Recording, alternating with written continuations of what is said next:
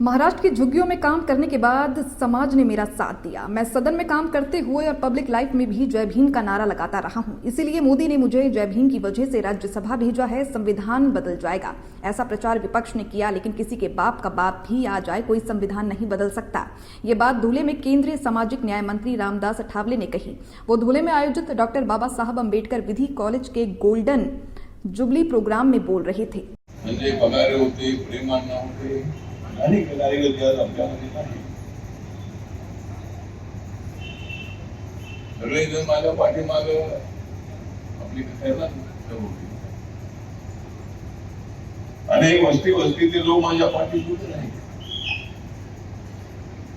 कारण जय भीम होता माझ्या गाठीशी, मका राहणार नाही तुम्ही माझ्या पाठीशी।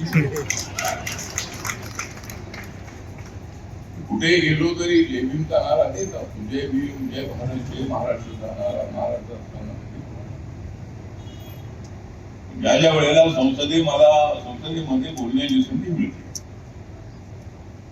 त्या वेळेला मी जय भीम हा नारा मी त्या ठिकाणी घेत असतो। नारा म्हणजे जय भीम।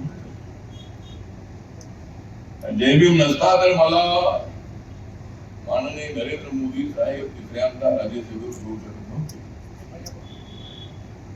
3 वेळेला काँग्रेस अलायन्स मध्ये मी लोकसभेमध्ये होतो। 4थ्या वेळेला शिर्डीमध्ये जाऊन मी तिथे हरलो। निवडणूक म्हटलं की हरणं जिंकणं असतं। डॉक्टर सुभाष भामरे साहेब सुद्धा या वेळेला आमच्या सोबत दिल्लीला यायला आले होते। विरोधकांनी असा प्रचार केला की संविधान बदलणार आहे। बाबासाहेबांनी दिलेलं संविधान हे सरकार, नरेंद्र मोदींचं सरकार बदलणार आहे, तुमचं आरक्षण जाणार आहे, अशा पद्धतीचा चुकीचा प्रचार साऱ्या देशामध्ये करण्यात आला।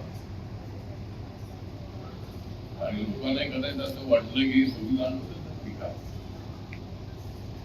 आम्ही सांगत होतो की संविधान कुणीच बदलू शकत नाही। कुणाच्या बापाचा बाप जरी आला तरी माझ्या बाबाचं संविधान कुणीच बदलू शकत नाही।